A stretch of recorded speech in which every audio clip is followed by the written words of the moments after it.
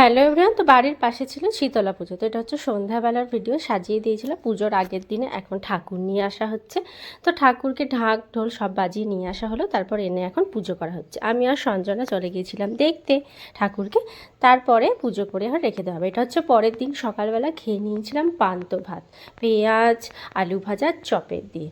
তার সেদিনেই ছিল শীতলা পুজোটা। তো এখানে পুজো হচ্ছিল, তো এখানে ঘর তুলে নিয়ে আসার পরে পরের দিনেই মন্দিরটাতে পুজো হচ্ছিল। যে মন্দিরটা সাজানো হয়েছিল তাতেই খুব সুন্দর করে পুজো করা হচ্ছিল। তো একবার গিয়েছিলাম দেখতে সঞ্জনাকে নিয়ে। তারপর এখন সন্ধ্যাবেলা আবার ঠাকুরকে পুজো দেওয়া হচ্ছে, আরতি করা হচ্ছে, তারপর ঠাকুরকে আবার রেখে আসা হবে মন্দিরেতে।